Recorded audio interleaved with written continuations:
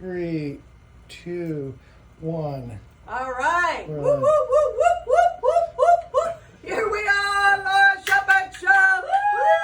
Woo! What is it, 154? Or are we at 55? 54. Is it 154? It says 154. We'll go with that. We'll go with that for the moment. I'll Whatever it change it says. later if it's wrong. You'd think I'd look this stuff up before. Anyways, something's gonna happen and it could be good. Something's gonna happen and it could be good. Something's gonna happen and it could be good. Something's gonna happen like we do. Yeah, boy. Looks like we're gonna have us a show.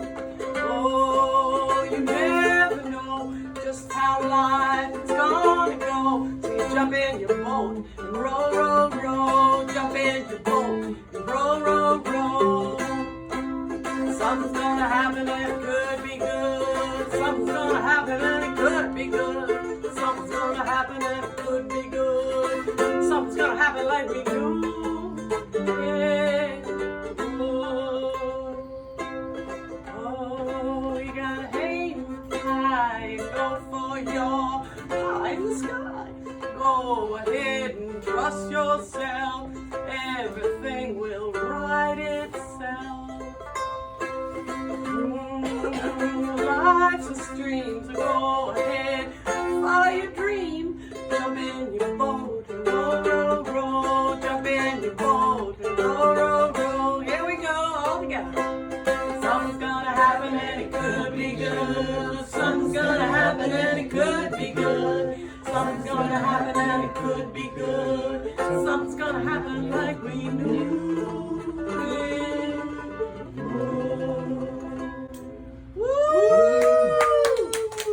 Here we are. We made it to the show. How exciting. As usual, I want to thank the Gulfport Clothing Swap for my fabulous outfit. Don't tell me there aren't big men's shirts there, because they're fabulous ones. And you know, my favorite part about this shirt is I happened to be there when the woman who brought it into the clothing swap, and she was happy to pass this shirt on to somebody. She wanted to tell me one thing first, which was, well, you see this pocket over here? See how the pattern matches up? She said, oh, no, when the shirt came, the pocket was over here and the pattern was all wrong, so I took it off over here and I re-put it back on over here. And I thought to myself, isn't that fun that I got to hear the story? And I think it's so special when you like fix something, or this woman had gone to the trouble to move the pocket, and then, I don't know if she, I don't know why it ended up at the swap. But so for the lovely lady who isn't that amazing how this pocket certainly looks better over here than over there? So there you go. Fabulous stories from the Gulfport Clothing Swap. We're going to start this with Tim and Vanda. Come on up here, both of you, real quick. Now, Tim and Vanda, you all are past guests. Correct. Yes. Yes. Now, you were on the show with Annie Crane. and you all had each just written haiku books. Correct. Yes, these cute little books. That was the first one that we were talking about. Right. And now you've written another one. Came out earlier this year. Oh, and we'll Can we put in the front? yeah, we'll talk a little bit about. Oh yeah, show that in front there. And there you go. And Vanda. So we'll get you to read one of these haikus here. We'll get you to read one of these haikus here in a second. And Vanda, you were on the show talking about yourself as an artist. Yes. And your painting and your thing, and we saw some beautiful examples of your work. Now I've invited both of you all here today because who's going to say it? We're giving a workshop Giving a at workshop. the Suntan Art Center, and it's on haiku poetry by Tim Right. and sumi-e painting that I'm going to demonstrate and teach people how to do. Yes. Okay. So we're going to get you back up here for that part, and Okay. I will let you take your chair off the stage this time when you go. And we're going to just sort of scoot over a little bit. Look how we do that. It's like a dance. And I'm going to give you your own microphone. So Tim, since I saw you last, you've written this this other book. Correct. And so would you care to read from it? Sure. Let me read this. So let me explain real quick what a haiku is. Yes. Haiku is Japanese poetry. Each poem is just 3 lines. It has to have a 17 syllable count.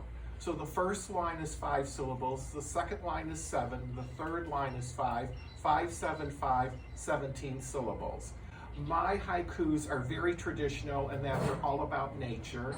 Mine are all about nature in my wonderful backyard that I have renamed Haiku Garden. So here's the first haiku. Big fat bumblebee lands on delicate flower, oh, but never falls. There you go. And if we can check your syllables, but we'll take your word. We're 17. Carry on. Read us another one. Second haiku. Soft, long, green tendrils. Mother Nature lays so fine. The beauty of fern. Okay, so you've written these things and you've chosen to, like you say, be very traditional. Correct. But let's say we were coming to this class. How are you going to help me write one? And do I have to write them like you, or what do we do? Well, at the workshop, I go through the history of haiku, which begins in 600 AD Japan. Now, there's some paper out there. Does anybody want a piece of paper and a pencil? Because you could write your own haiku, pass them out back there to anybody that might take one. So with the workshop, I go through the history of haiku, talk about how I got into it, and then I pass out these work forms. So there's your 3 lines, and I have a reminder up there.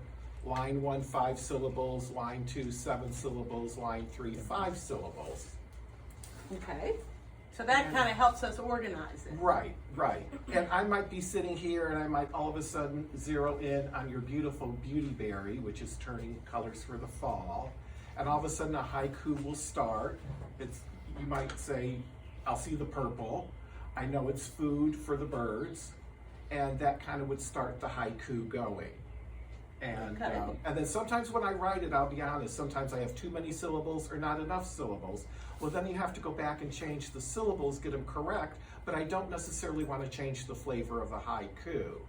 So a little bit of a brain challenge, but I managed to do it. Okay, and but I could write about the dust ball in the corner or my alternator if I Yes, wanted. and like Ani Crane, who was on before, hers are all about emotion.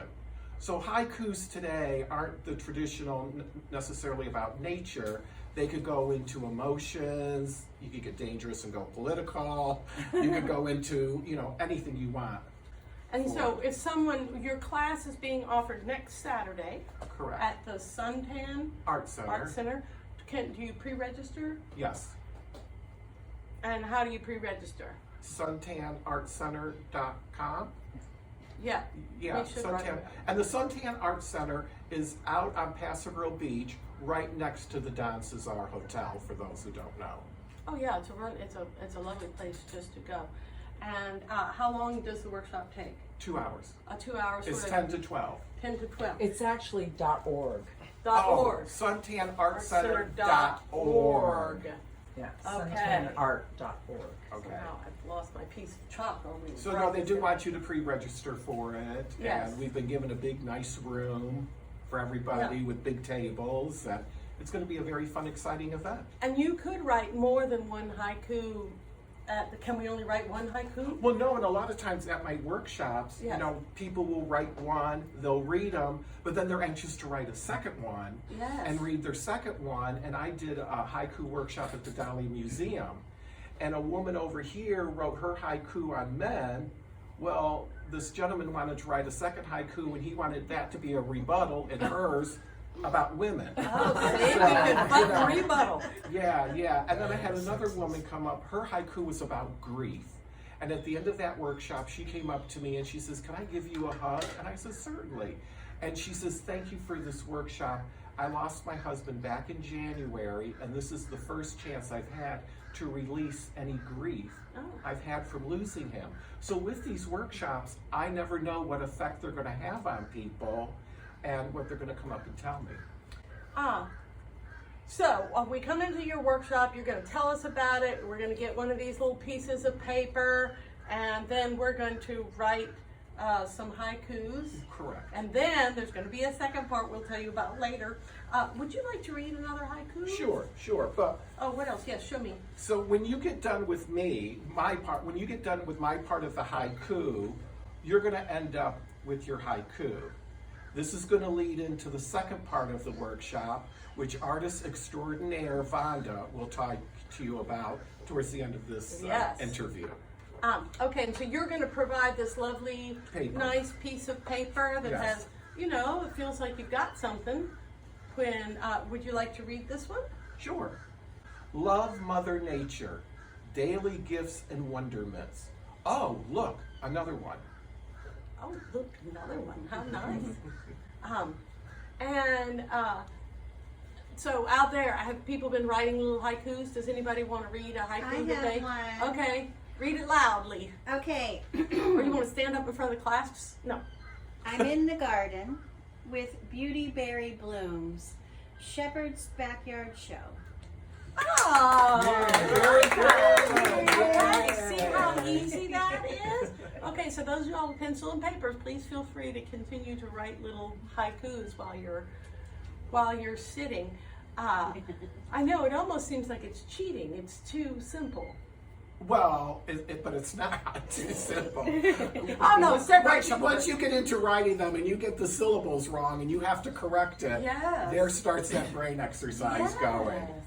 And So. you've been doing this for years now. And Well, actually, I started with the quarantine from COVID. That's right, I remember you saying And I that. spend a lot of time in my backyard, but with the quarantine, I was out in my backyard even more than normal. Yeah. And I'm blessed to have a backyard with 6 different kinds of birds, 5 different kinds of butterflies. My dog and I start each morning out in Haiku Garden, putting out peanuts for the squirrels and blue jays. And then I go in and get my coffee and sit there and watch, because my dog Toby, he loves peanuts, shell and all. So he runs from spot to spot, hoping they're going to drop a peanut for him. And I get my coffee and I sit there and I just watch all of that to start my day. But then I'll zero in on a flower or a butterfly or a bird, and then the haiku starts in my head. Then I have to run in and get a piece of paper and pen. Well, just bring one out to start with. How do you actually get these little books published? Because that's a sweet little book. I went through a publisher here in town called St. Pete Press. Yay, St. Pete Yay, Press. St. I worked Pete with Press. Amy at St. Pete Press, Yes. and they did the book for me. Right. So, Okay, and I wanted the books similar but different. Right.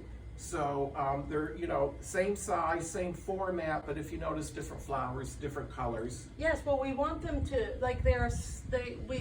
if we collect them, we want them to sit nicely on the shelves. Well, next and to each this other. one is 1 through 36. This is 37 through 72. See, there you so go. this is sort of like a continuation of the first one. Well, I hope to see a third one. Okay, give us another one, another haiku. If you would be so kind. Oh, no. Would you be so kind? Cool rain so needed. Replenish and refresh all. Nature is smiling.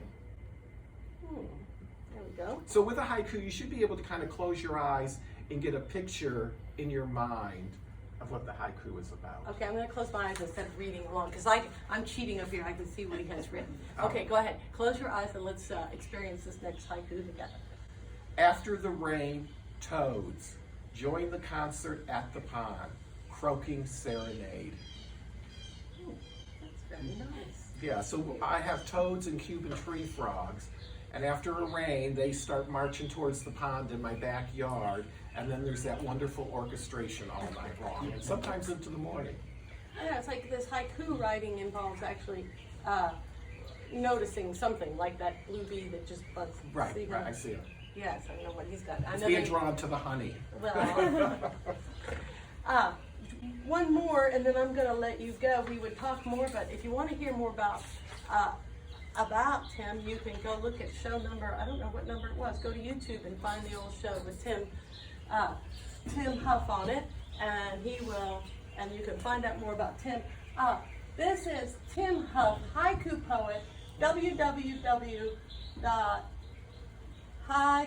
www.haikutim.com. Correct. So, and you would you give a class for a party or something? Oh, sure. You know, something like that? People Sure. could call you up if they... Well, and one of the fun things I do is I give workshops for the Gulfport Senior Center and the Sunshine Senior Center downtown. Okay, Mr. So, So if we're wanting to catch up on one of your workshops, we can get in touch with you or look yeah, at there's an the- events page on my book website.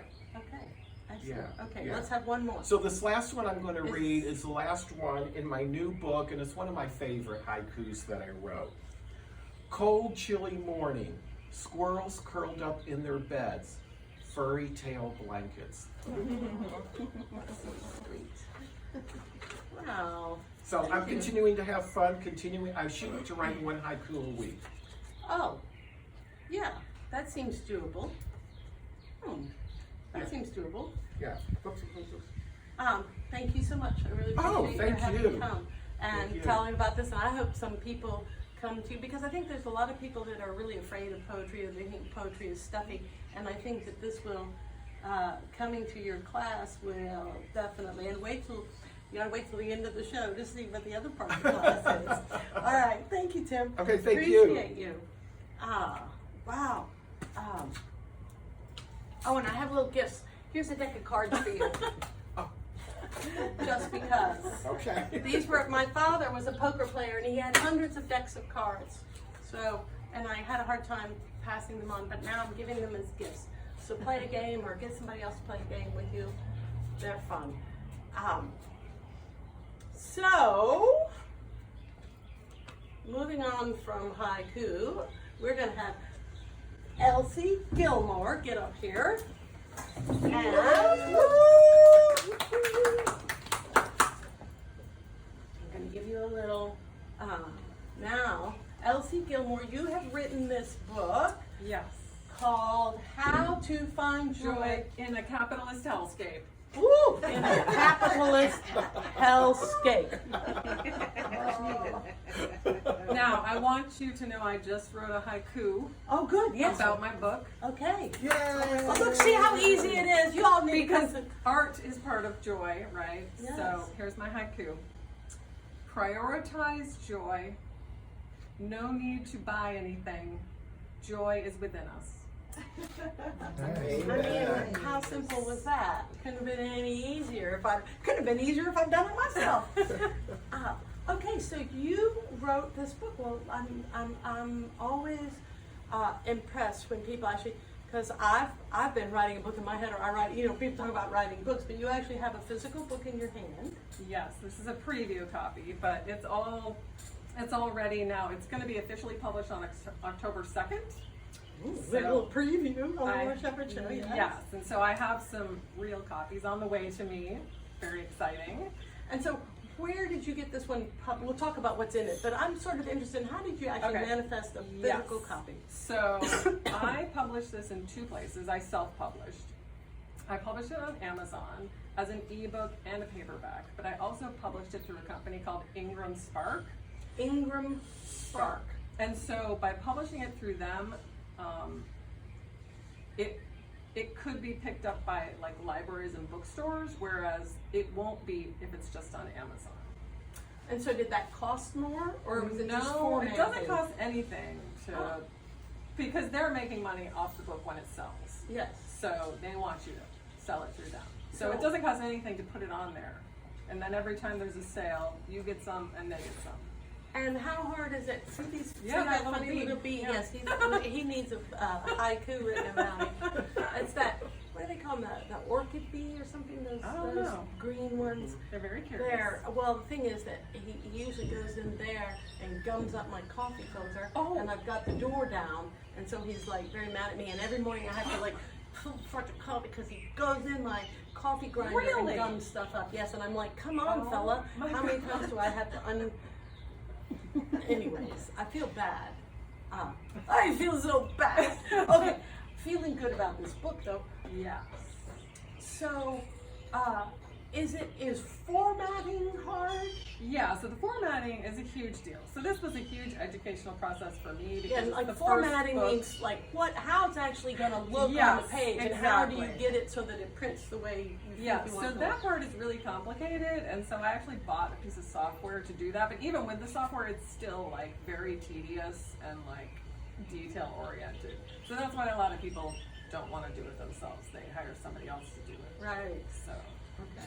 yeah, so I did all the editing. I had beta readers, which were enormously helpful. A beta reader is somebody who reads your book before you publish it and gives you some feedback. Is that- Yes, yeah, and so my book has actually changed a lot since the beta readers read it, because just they gave me perspectives on some of the stuff I wrote, like especially like they were all different ages, and this is sort of kind of an activist book, but not really. So some people who aren't activists at all read it, and you know, some people told me like, I don't understand that, or you know, I need the definition of this, or I need you to explain this, which was really helpful because I want it to be read and understood by a wide audience.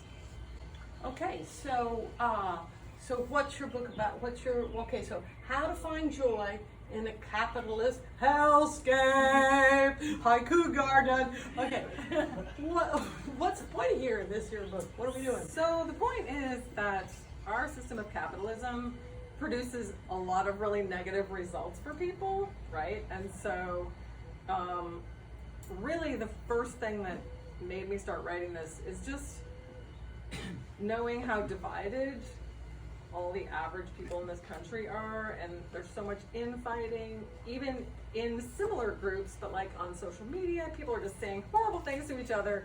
And I look at that and I'm like, you know, we could make incredible change if we all work together instead of being at each other's throat, because most average people want the same things. They want to be happy, they want to be in a good economic situation.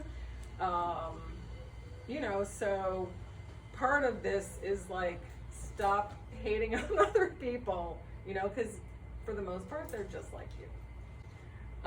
We have more in common than we have. Yes, and so Uncommon. when you see people being nasty, it's like, you're not happy. Why aren't you happy? Maybe if you were happier, you wouldn't act like that. So I think there are so many ways that capitalism tries to manipulate us and and capitalism wants us to not get along, right? Because then we're not looking at them. So to find joy and to be more at peace and to realize that you can find joy without kind of giving into a lot of the things that capitalism wants from you, you know, I think that would make the world a better place. And if we all sort of looked at the issues that we all have in common and worked together to try to fix them, it would be way more effective than what we're doing now, which is just a lot of fighting. And so what does your book do for me? Like, is this a how-to? Is this a story? Kind of. Is there It's anything like- you'd like to read It's from it? like a concise guide. Is there anything that, I guess I should have given you some warning to pick a passage. I know, or- right? Well, I'll tell you, like, it has different sections. Okay. So the sections are mind, body, relationships, work, money, creativity, community, spirituality, and civics. Civics is an important one, isn't it? Sort of kind of goes with community. Yes. Yes, and so some of the chapters in civics are be kind, exercise your duty to vote. I will say it this way, give a crap about something, join a movement, rage against the machine, don't fall for outrage bait, don't get distracted, participate. So they're just, and the chapters are short, but they give people an idea of what they could be doing. So I could read a little like from the intro of what is capitalism. Sure. Okay, to take my glasses off. Capitalism is a system of extracting wealth from people's labor and the earth's resources and turning that into immense profit for a small number of people. Over time, the capitalist owner class in the United States and elsewhere has paid themselves more and their employees less to create an enormous wealth gap between the super rich and everyone else. This inequality is a feature of capitalism, not a bug. When I refer to capitalism in this book, I'm not referring to small independent businesses in your neighborhood or online. I'm not referring to farmers markets or artisans. I'm definitely not referring to young ladies selling Girl Scout cookies in front of your local grocery store, although they can be aggressive. When I use the term capitalism or capitalist, I'm referring to large corporations and the economic system that depends on worker exploitation, environmental degradation, profit maximization at all costs, disposable goods, shrinkflation, aggressive marketing, manipulative sales tactics, and all the forces working together to try to get you to spend your hard-earned money on things you don't want or need for the benefit of a few at the expense of many. Oh, this one's horrendous. What do we got in here? Do we have any good news? So Okay, yes. What's some, All right. Yes. Woof. Let's That sounds drastic. Well, But it is kind of drastic. It is kind of drastic. Right. You know, the prices of things that's going up and who's ending up with all the money. Yeah. Anyways, we're not going to. Yeah. Let's find something we can. Something so. Yeah, because I mean, we all need to make a living, and I guess if you can set up the machine for somebody else to work, if you own the loom, you can exploit a weaver, I guess, or you could pay them fairly. Well, right. I mean, that's the thing, is deciding what's fair. And a lot of it is about our tax system also, which caters very much to the super wealthy people and not to us, you know. Back when FDR was president, the marginal tax rate on like super wealthy people is 90%. 90%. And the middle class was super healthy, you know. Yes. Everyone had a basic standard of living. And then can you imagine that you a billionaire and you're going to tax him 90%? But not all of their money, only over a certain amount. That's that people don't understand what the marginal tax rate is, right? It's only the income over a certain amount. Right. So they could have like, you know, $500 million, and the $501 that would be taxed at 90%, you know, or Right. whatever cap we set it at. Right. So they could still be plenty So wealthier. they would still be immensely rich. Well, I mean, I guess Yeah. that was what made our country great. I mean, that's what paid for everything, wasn't it? Under FDR. Oh yeah, It that's what paid wasn't- for everything. That's when we had things. Yeah, it wasn't the school teacher paying 30% of her salary, you know, or whatever the tax rate is. Anyways. Yeah, for And sure. There's, anyways, so yeah, tax, eat the rich, eat the poor, eat the babies. Oh God. Anyways, there's a. The cat, the dogs. Yeah, and you know what? Don't eat the babies. What's funny is that even people who aren't ultra wealthy somehow oppose that, even though it would benefit them incredibly. Right, because you could still be a millionaire and have a high tax rate for people that earned more than $50 million a year. Right, And how much exactly. more than $50 million a year do you need? Right. Well, more if you're going to put rockets into space and buy. I mean, I don't want to. Yeah. Okay. Yeah, I was just trying to find maybe a good. And so, am I supposed to read this book all in one setting, or is this sort of a You book don't that I- have to. I mean, you can pick and choose Yes. chapters because they're all kind of independent. So. All right, do you have something you want to read to us? Stick around or skip around. Sure. I'll read this. It's called "Look Within for Joy and Happiness." Is this? Yes, I like think. a map? Can we pay attention for her to read a page and a half? Oh, well, I just want to make I sure. think so. Take out too time. I think we can pay attention. When I was in my 20s, I realized that not only was I not happy, but that it probably wasn't normal to be so unhappy, especially in your 20s. Many of the people around me were also unhappy, and I didn't think that was normal either. I spent much of my 20s looking for happiness out there, in alcohol or relationships or purchases or trips. Those things provided temporary feelings of happiness and often provided great memories, but when they were gone, the unhappiness returned and my wallet was often drained. In my 30s, I finally began to see that happiness was not out there. Happiness was something I could choose. Being single for most of my 30s made me realize, first and foremost, that there was more to life than looking for a partner. I could just be single and be content. I could work on my career, take trips, spend time with friends, and do anything I wanted. I could just be content right then and not feel like happiness was something that happened in the future when I had a certain someone, owned certain possessions, or had accomplished certain things. I didn't have to put off happiness. Something I also learned is that happiness is not a constant state. No one is happy 100% of the time. That's not normal. We all have fluctuating emotions. In life, I try to focus on being content and accepting all that life throws at me with grace, good or bad. Contentment brings peace and calm through uncertain times. It's about cultivating a feeling of acceptance in each moment. Joy, contentment, and happiness are within us all the time. We simply have to decide to prioritize them over grasping for the future or looking for solutions out there. Yeah, that's a good idea. Just try to prioritize instead of succeeding at your career, which could take 50 years. You could just Well, right. Instead of waiting, you can pursue both at the same time, you know, but you don't have to wait until you get the thing or the promotion or the, you know. When I was growing up, a lot of people thought that you work for your whole life, and then when you retire, you do all the things you ever wanted to do.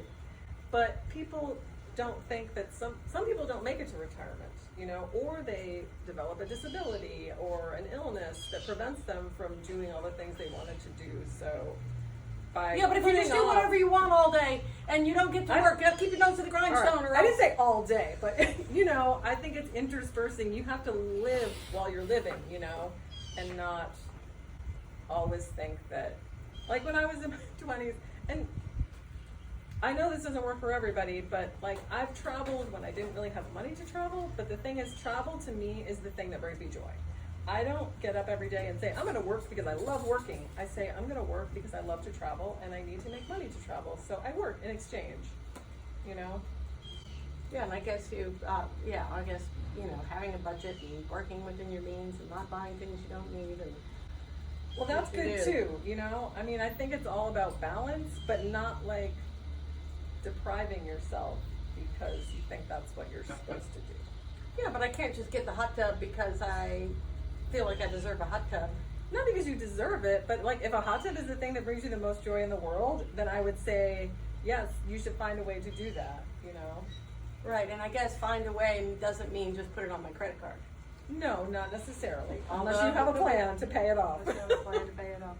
Again, I think it's really about balancing And so balancing it all out and being creative. So I know you and Laura, like many of us have very creative ways to do things. So if a hot tub is what brings you the most joy, maybe there's a place you can go, you know, a couple of times a week that you can pay to use a hot tub, and then you don't have to own a hot tub, which is much more expensive.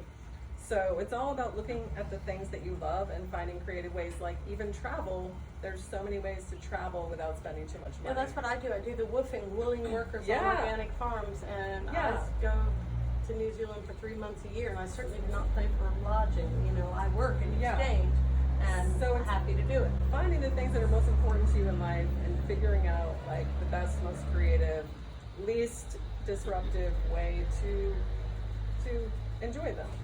And was writing a book like a great goal of yours, or I mean, what brought on this? Was this bringing you joy? Bringing me joy just looking at this little thing. It's Yeah. quite a lovely book, Yeah, so I had a great illustrator who did the illustrations for the and it cover. you know, it's got a lot of white space in it, which makes it seem very friendly. Yes, it's so friendly. It's a friendly little book. So I have wanted to write a book for a very long time. For me, I write a lot of shorter essays, which are much easier for me. So it was very hard to write a whole book. This was not too bad because they were short sections, but the next book I write is going to be more like a novel, and I've already written it. I just have to edit it and do all of the things That make it. Yeah, so yeah, I have probably 3 other books that I've started writing. It just always seems so overwhelming. But now that I've done this one, like I feel like I'm much more comfortable with the process. Right. So and you could format it. Well, Elsie, I'm glad that you wrote the book, and it makes me feel really positive that. I mean, look at you. You look very happy to me. Doesn't she look happy? And you did have to work hard, so Yeah. there was a little bit of struggle, I presume, Yeah. and times Yeah. when the program wasn't working. For sure. And so yeah, and I guess that's happiness too when you're struggling with your project and you actually get it to go. Yeah, that's the not being happy 100% of the time part. Yes. And so Elsie, if we want how to find joybook.com, Yes. that's how we can get in touch with you. Yes. And And that's Instagram. at Elsie Gilmore author Yes. /author. Just go give these people a like and a share and go visit their places because that helps people. You know, your friends that are doing something, and then you, just go by the website or go by your Instagram and click like, buy the book, give it to somebody for Christmas. And we are looking forward to seeing you when your novel comes out. Yes. Yay! Awesome. And is the novel going to be is it going to involve these themes of capitalism and?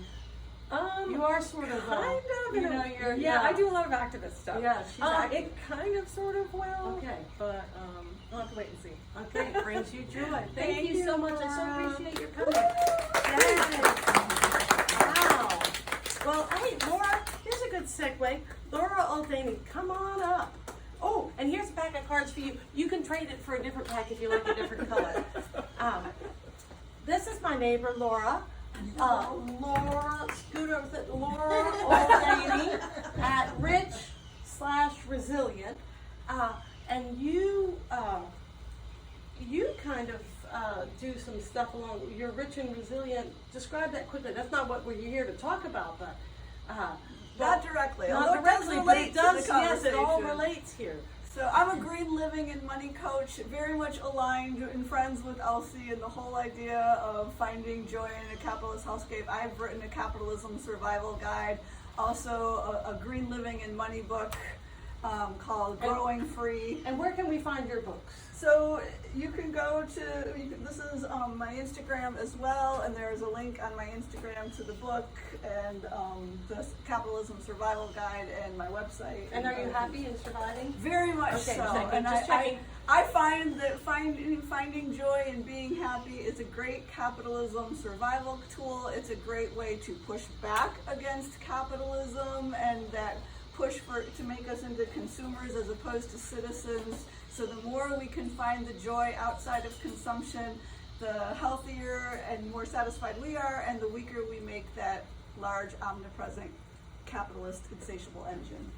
Yes, there we go. So, along those lines, you and I, we often like to eat things that are just around, that have just showed up.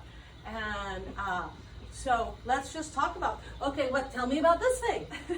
Now, Laura lives across the street from me, so it's local food. Thank you very much. Yes. So we're talking here about foods we grow ourselves, or we forage, or we get gifted from other people that are doing the same. So this is a papaya that came from right across the street, trees at the front of my yard, and so I planted it from seed, put the tree in the ground, and now it's producing papaya. So I brought one to Laura today.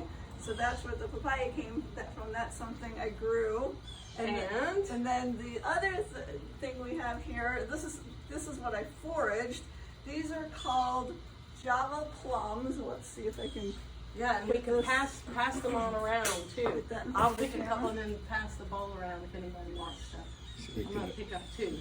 Okay. And give a pass. Yep. Pass them around. You want to try them? They're They're huge. Wait, what do they taste like? So they're kind of, if you get the really plump ones, they're sweetest and at their peak. They can be somewhat of an acquired taste for Americans, although they are at their prime. So they're enjoyable. They're very popular in India, in Southeast Asia. There are many videos on the internet about them. People, most often they don't eat them just like this plain. They will put spices on them. They're popular in cultures where they like spicy food.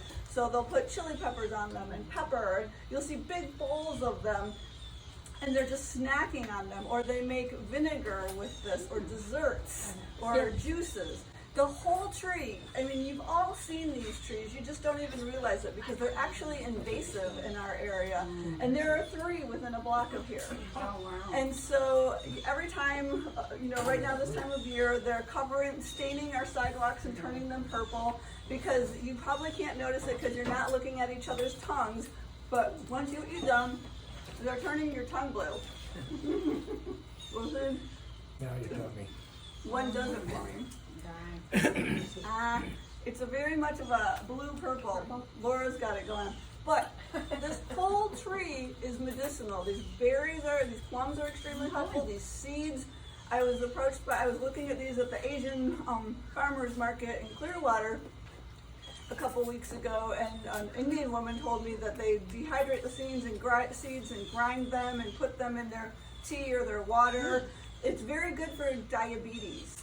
This tree is, and the leaves are good for you. The bark, the whole tree is this amazing medicinal tree, and it's just something here we overlook all the time. And that's a big part of what I talk about, is just we get into the scarcity mindset that capitalism keeps pushing on us, and then we overlook the medicine and the resources that are all around us. You know, here's this free food that most of us don't even know exists, but we, get fed messages that we need to go to the grocery store and support these corporations that are putting such unhealthy chemicals and things in our food. We're being poisoned by corporations because it's better for their bottom line. And yet there's all of this amazing food around us that we've got the blinders on.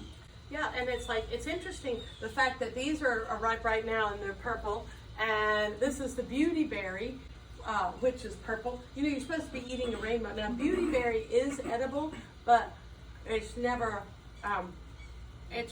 recommended for its taste. Well, you make it into jam. Yeah. And that's how indigenous people used to use beauty berry, or the people who arrived, white settlers who arrived here earlier, they knew to make it into jam. That there's stuff they can do with it. With a little And so process. these are just things that are actually growing, and I say, well, if all I had to eat was what I could forage in the neighborhood, I might get a little bit hungry. But if I'm trying to add to my bowl, we're going to pass this around. If I'm trying to add to my salad or my fruit bowl, or just get a little bit of nourishment, and then of course around here right now, these butterfly peas are just giving and giving and giving. This morning, they closed up. This is the spiderwort, and it's also a purple flower. And very medicinal. And very medicinal and edible. It's a little bit slimy. And in the bottom here, there are these, the strawberry. The Jamaican cherries, the strawberry fruit. The strawberry fruit. Cotton candy fruit. Cotton candy fruit. Mm-hmm. It tastes like cotton candy. The Biden. Yes. The Biden flowers. That's really good for you, and the fresh leaves. So I'm going to pass this around, and maybe we can pass it this way, and you can hold something up in front of it. Hold the Biden, just in case. Biden flowers are blooming everywhere. Hold one of these up for some people to see up close. And getting used to, we're all used to eating, the only lettuce we eat is Iceberg, and the only fruits we eat are apples. Apples are very good for you. they're good for you, but They get so bland, the ones from the store. yeah. So getting used to eating different flavors and adding to your diet. Now, funnily enough, Vanda, who we're going to get back up here in a second, brought these by the house. Awesome. And They're edible too. And this one seems to be a spineless one, or did you knock the spines off? No, that's how Okay, it goes. this is a cactus, but it instead of having spines coming out it doesn't. Mm-hmm. And you can eat both the paddles, and you can eat these if you see them prickly pears by the side of the road, but be careful because they will have spines all over them, and you have to burn them off or scrape them off. And you can cut these into strips and just fry them up like green beans. They say it tastes a lot like a green bean. You can also grill them. That's the best way I've had them. Put some olive oil on them and grill them. These are very popular in Mexican cuisine. And you grill with the skin on. Yeah. Grill them with the Definitely skin go on. for the ones without the hairs or prickers. Yeah, go easier for to it. handle. And so, right here, right now, that's quite a bit of food that I didn't have to pay for, that is better for me than stuff with a peel on it, and it's better for the environment, where it's been grown. And it doesn't support greedy corporations or billionaires that don't need any more of our money.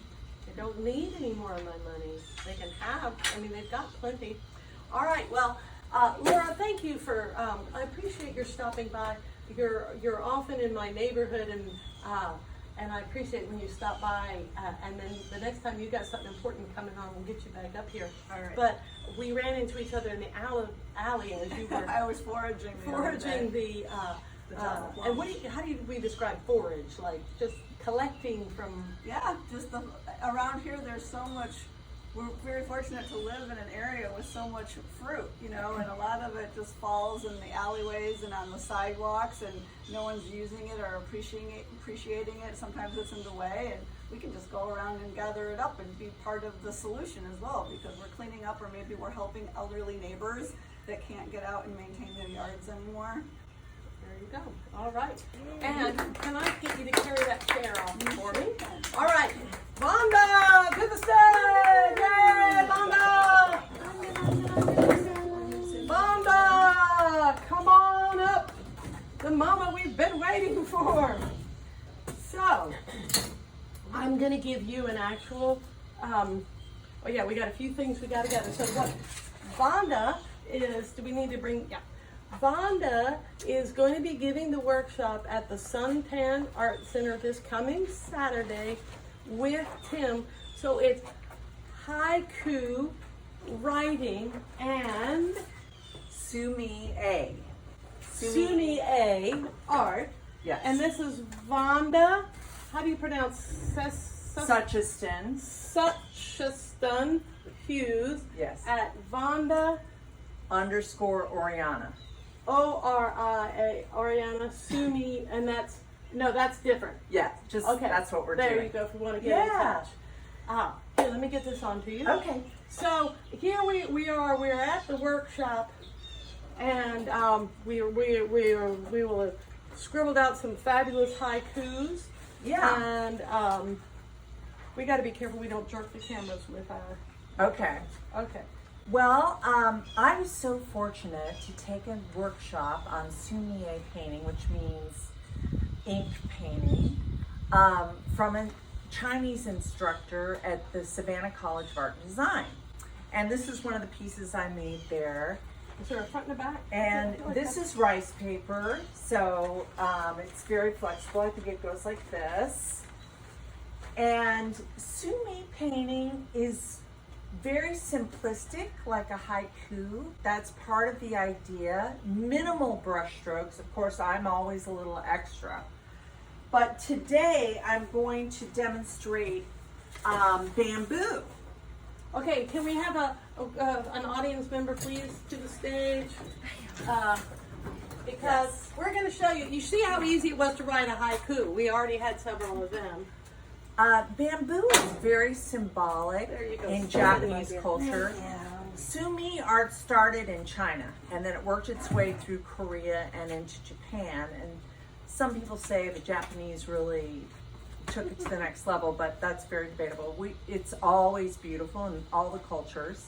I am by no way an expert, but I've come to fall in love with it. It's just so relaxing, and that's part of it. It's meditative, it's peaceful, it's very zen, okay? And the zen part of it is through the practice, through the minimal brush strokes, okay? So, the paint brushes are also bamboo. The sumi paint brushes are bamboo. And this is the ink. You need very little ink because it's so powerful. Well, that isn't enough ink to do anything. What do you mean? It's very, very powerful. Is this the ink? Yes, you can hold that up. Oh yeah. And it's just a very, very easy, simple process to make the bamboo. You first want to put your brush in the water and wet the brush. Would you like a different brush? I want this. I want a good brush. You want a Okay, now good this brush? is one of my old this ones, is- and it's a bit fleepy. There we go. frankly. See, look at how nice. Oh, look this at is. oh. It's got Okay. Yeah. So Chinese writing it on does, like, having a good brush does sort of help. Yes. And so if we Yes. come to this workshop, you're going to provide some brushes. Yes, I provide the ink and the brushes, brushes, and all and then the if paper. somebody likes it, they can go home and do it. Okay. So when I'm doing bamboo, I hold the brush like this, okay? I'm not holding it like this, and I'm definitely not holding it down here like this. I'm holding it like this. So first I put it in the clear water, and then I'm just gonna put the end of it, not the whole brush, but just the end in a little ink. Okay, just the very end. And then I'm going to, because of the way this is set up, I'm gonna start at the top, and I'm holding my brush like so, and I'm dragging, oops, don't have enough. I'm dragging down, sorry, that's all right. Dragging down, stopping. Dragging down, stopping. And sometimes you get the effect of dry brush and streakiness, and that's fine, okay? So then, I drag down and stop, okay? Drag down and stop. And then a lot of sumi artists, good Diane, will go back with a line. And I don't really, and to create more of the finishing space of the bamboo. Now, this is negative space. This is empty space. That's part of the Zen. That's part of the spirituality in the bamboo. Also, I will say I'm running right now because you would be doing this flat. We're just doing this for here. Okay, so then, and another thing about sumi painting is it's very much about practice. You practice for hours and hundreds of hours. So then I go again. I drag down and stop. Drag down, maybe it's this paper I'm demoing on. I drag down and stop. So different Okay. papers are going to give you Yeah. different effect, like This- a different paintbrush and a This different is paper. watercolor paint paper, so it's not rice paper, but it was so nice and big I wanted to use it. And then I don't know what kind of paper this is. This is just fairly. I think that's newsprint. So I don't know what it is, but And you can see on here, maybe if I did it on here, it might show up better. But that's okay. It's not no, bad. let's go with what we're going with. Let's go. Let's go. All We're right. not gonna- we can't. So now we got this. I'm gonna do a third. Okay, I'm just gonna do a third. Start and stop. See that? Start and stop, right like this. And you want to bring it down to the bottom. So now I have 3 stalks, bamboo stalks, okay? So, and if I want, I can add another line like this. Okay, now for the leaves. The leaves, you're gonna change how you hold the brush. You're gonna now go back to holding it like this. And you're just going to use the end of the brush with little pressure and press down and pull. Just the end of the brush, press and pull. End of the brush, press and pull. This, I need more ink. Okay, and sometimes there might be a stick that comes up like so. And then the leaves come out like this and drag. And it's just a matter of getting used to feeling the brush and the points and this kind of thing, okay? And like you said, you're having a little bit of trouble here. It's going to start dripping, but that wouldn't be happening if it were flat. That But then won't you all happen at the couldn't see it. workshop or, you know, Yeah. typically, but again, a stick. And then I'm building leaves. And the more I do it, the better the leaves seem to get. So this is just an example of the process. But it's very supposed to be very relaxing and in the moment. That is the typical thing. Very nice, Diane. Diane's getting some grays. She's having really soft grays going on, which is a really nice technique. Yes, so that is one I did around a haiku. And What is the haiku? Would you like to read it? let's see, it's one of Tim's, whoops, and it's, love Mother Nature, daily gifts and wonderment, oh look, another one. But Tim will have it set up so the lines are nice and neat for us, and then we will do haiku around it. Yeah, no, or So- you mean do Do sumi. sumi around the haiku. The haikus, But yes. basically, you're going to end up with that beautiful paper with your beautiful poem. Are we going to get to practice a few times before we do Oh, the real yeah. one? Yeah. So you're going to end up with this paper with your beautiful text in there, and you'll be able to draw your little bamboo framing your thing. Right. And that's how it's going to go. And this, thank you. I really appreciate Yeah. appreciate your jumping up and demonstrating with us. Now, if people want to know more about you, they can go check out an earlier Laura Shepherd show where you Yes. About my own art, yeah. where you talked about your own art. Now, and here's somebody just stood up and their paper was quote unquote better than yours. I don't know, better is not the right word. Right. The water took to it better. Yeah. And if you don't have one of those brushes, you could probably fake it with some other kind of brush or Sure. try, or, Sure. you know, it's not set in stone. Just because the Japanese have brushes they spend $700 on doesn't mean we all have to have that. And it's just this easy. So I want you all to feel like that you could take the class and do it, that you could go run around in your neighbor's yard and find something to eat, that you can support your friends by doing things just as simple as sharing an event or going to the website or hitting like or buying somebody's book, or you can you can support me. Go to patreon.com to the Laura Shepherd Show and become a regular member. You can go to Venmo or PayPal at lshepherd9. You can just go to YouTube to look at the old ones and subscribe.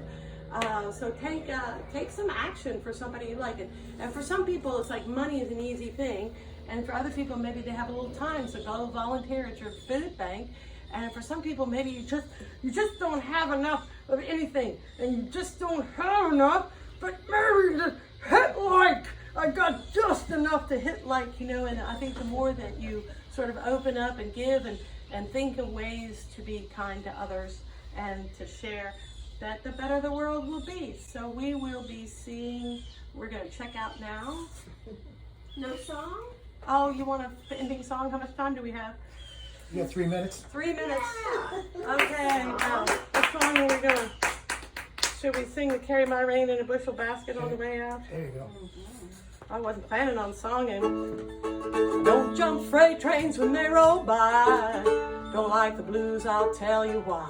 I go downtown when I want to smoke, and I'm treating life like a joke. But I won't go sitting in my neighbor's yard, 'cause he's been working mighty hard. I go downtown, but I don't wear shoes. Woo, Lord, and that ain't 'cause I can't afford them. Carry my rain in a bushel basket, carry the sunshine too. Carry my rain in a bushel basket, but let the sun shine through. Gotta carry my rain in a bushel basket, carry my rain in a bushel basket, carry my rain in a bushel basket, let the sun shine through. We got time for another verse? Sure. Woo! Won't get cross if you smile at me, and I'll throw my troubles out to sea. I don't wear black or need a heart attack, 'cause we could be happy, how about that? Don't think much about what could go wrong, and I don't want to sing about it in a song. I'll look at you and shake my head. Lord knows some people be better off dead. Carry my rain in a bushel basket, and I'll carry the sunshine too. Carry my rain in a bushel basket, but let the sun shine through. Carry my rain in a bushel basket, carry my rain in a bushel basket, carry my rain in a bushel basket, let the sun shine through. I don't see Saturn when I look at the stars, but I know it's out there and so's Mars. I don't think much about the evening news, and Lord knows I'm not gonna sing the blues. I don't like ham, but I do like toast, and I certainly don't care who you hate the most. I don't care how it's always been done. You could give in but still have some. So you carry your rain and your troubles in a bushel basket, and when you get where they're going, they'll have all fallen out. Ready? Carry my rain in in a bushel basket and carry the sunshine too. Don't keep your light under a bushel. Carry my rain in a bushel basket, let the sunshine through. Carry my rain in a bushel basket, carry my rain in a bushel basket, carry my rain in a bushel basket, let the sunshine through. Woo!